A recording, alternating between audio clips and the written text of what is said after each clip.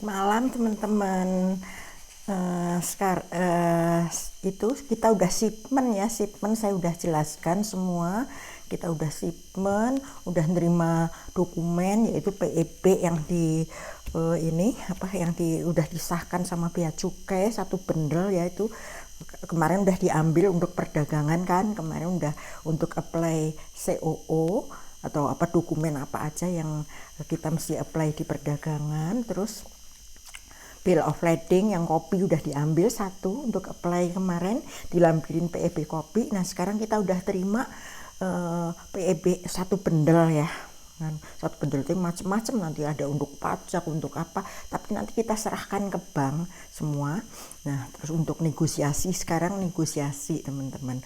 Nah sama bill of lading yang asli itu 3/3, jadi 3 nanti aslinya, 3/3 original negotiable bill of lading itu udah kita terima. Kopi-kopinya juga banyak nanti itu.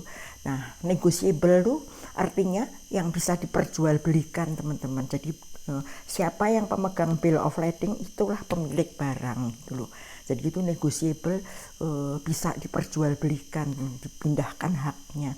Nah itu kita udah terima semua. Terus kita lengkapin nanti dokumen-dokumennya. Dokumen required nanti ada slide-nya apa aja yang kita lengkapkan untuk negosiasi, untuk kepentingan negosiasi.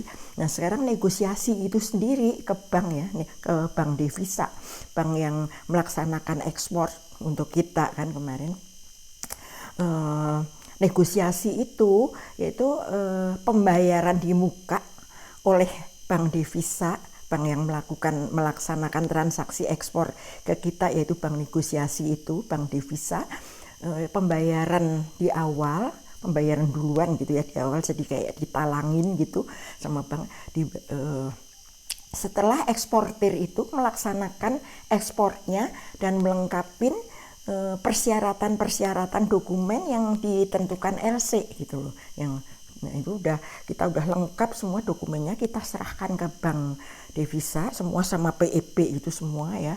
PEB yang udah disahkan sama bea cukai itu sama ya, semua nanti kelengkapan dokumen, ada bill of lading segala macam, nanti ada slide-nya teman-teman. Itu kita serahkan, terus kita dibayar dibayar di muka, enggak tanpa menunggu dari bank sana, bank opening bank.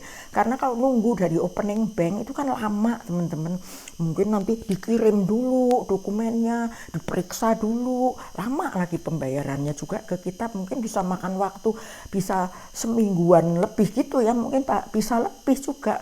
Nah itu dibayar duluan gitu sama bank devisa supaya maksudnya untuk membantu cash flow perusahaan gitu loh, supaya jangan terganggu. Nah ini ada ketentuannya di UCP sebetulnya, nanti UCP-nya saya terangkan sedikit aja, saya tahunya cuman sedikit kan itu perbankan ya. Nah terus nanti bank devisa itu memeriksa, bank devisa itu ada tenaga ahli yang meriksa teman-teman, meriksa dokumen kita tadi. Nah, meriksa dokumen kalau benar udah jadi dia maksudnya juga membantu gitu, memeriksa tuh supaya tenaga ahli yang meriksanya supaya untuk menghindari risiko unpaid nanti sama bank pembuka. Karena apa? Nanti kan dikirim dokumen, diperiksa lagi sama dia, nanti belum, dia itu kan memang gitu ya, suka nyari, suka banyak ranjau-ranjaunya, nanti saya jelasin ranjau-ranjaunya di mana, di belakang aja. Nah untuk menghindari itu risiko unpaid itu sama bank pembuka, diperiksa dulu sama tenaga ahli. Tapi bukan berarti tenaga ahli dari bank devisa ya, tapi bukan berarti mentang-mentang diperiksa sama bank pembuka terus kita tuh jadi seenaknya gitu, wah nanti kan diperiksa sama bank pembuka, bank devisa udah aja cuek, kita nyantai. Nggak bisa gitu teman-teman, karena ada poin-poin khusus gitu ya, hal-hal khusus yang di luar otoritas bank gitu. Dia nggak bisa apa-apa kalau gitu ya, tetap aja penyimpangan seperti late shipment, terus nanti barangnya kurang kayak apa-apa, terus ya hal-hal banyak lah itu, ini banyak sekali kasus itu nanti. Nah itu kan yang di luar otoritas bank ya, bank nggak bisa kayak dokumen pelayaran, dokumen yang dari Disperindah kan di luar otoritas dia kan teman-teman. Jadi kita tuh juga harus hati-hati sekali waktu terima LC. Waktu terima LC kita pelajarin bener-bener gitu ya teman-teman, supaya nggak terjadi penyimpang. Jadi jangan maksa. Jadi makanya LC itu jangan mepet, harus dikejar, jangan mepet. Kita pelajarin bener-bener. Nanti saya kasih tahu ranjau-ranjaunya itu biasanya di mana. Kalau orang yang udah biasa gitu ya, udah tahu gitu ranjaunya ini nanti di sini, itu pun juga tetap aja kita suka bisa terjebak gitu loh teman. Makanya kita harus hati-hati. Nanti Bank Devisa juga membantu gitu loh. Nanti saya jelaskan di video yang kedua teman-teman, karena nggak cukup kalau di sini ya, terlalu lama uploadnya juga susah. Nah, terus ini apa? Tadi saya bilang dibayar di muka gitu sama bank, itu ada ketentuannya sebetulnya, dibayar di muka, dibayar duluan gitu sama Bank Devisa, yaitu supaya kan cash flow kita jadi nggak terganggu gitu ya. Itu sebetulnya ada ketentuannya di peraturan internasional namanya UCP, Uniform Custom of Documentary Credit, itu perbankan ya, internasional perbankan yang bank yang melaksanakan documentary credit RC gitu, yang melaksanakan transaksi ekspor impor, namanya itu UCP itu. Nah UCP sendiri itu update terus teman-teman. Dari saya dulu pertama kali kerja itu ada UCP 400, terus saya berjalan UCP 500, terus update lagi sekarang udah UCP 600, itu update terus. Tapi kita itu kan perbankan ya kita juga perlu tahu. Tapi itu saya juga nggak keburu kalau suruh baca, kan tebel peraturan. Saya kepontal-pontal juga dulu waktu kerja ya kan, nggak mungkin lah ya itu. Tapi nanti bank tunduk di peraturan itu, jadi kita nggak usah khawatir. Bank pembuka pun juga tunduk di peraturan itu gitu loh teman-teman.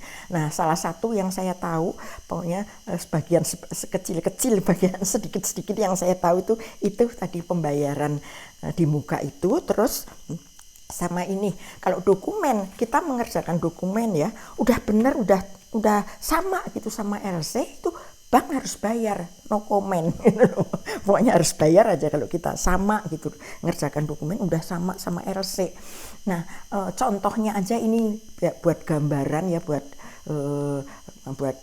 jelas aja, tapi ya jangan diikutin. Ini mah cuman gambaran aja ya. Misalnya kita tuh ekspornya tuh misalnya kambing misalnya ya. Terus RC itu mungkin bank ya lupa, atau mungkin bukan lupa ya, mungkin dari dulunya formatnya tuh kucing belum dihapus atau gimana gitu kan, bisa ya misalnya. Apa kita yang salah asalnya nggak tahu, tapi kita kitanya cuek nerima LC, nggak diteliti, nggak minta amendment, tahu-tahu kita ekspornya kambing padahal di dokumen kucing, di LC itu kucing misalnya ya. Terus kalau kita bikin dokumen deskripsinya tuh kucing, itu bank harus bayar walaupun padahal kenyataannya tuh kambing yang dikirim gitu loh. Tapi justru kalau kita nulisnya tuh kambing di dokumen itu, padahal kan bener kan kambing yang dikirimnya, tapi di LC-nya tuh kucing, bank nggak bisa bayar padahal walaupun memang bener gitu loh yang dikirim kambing gitu loh. Ininya gambarannya begitu teman-teman. Tapi kan kita kan nanti kalau misalnya sesuai dengan LC kucing padahal yang dikirim kan bea cukai nanti yang masalah kan teman-teman. Nah itu makanya pada waktu kita terima dokumen, pada waktu kita terima RC itu tuh jangan mepet, kita kejar juga LC-nya ya. Terus kita periksa bener-bener, kita harus jeli teman-teman, soalnya ranjaunya tuh ya banyak juga gitu loh.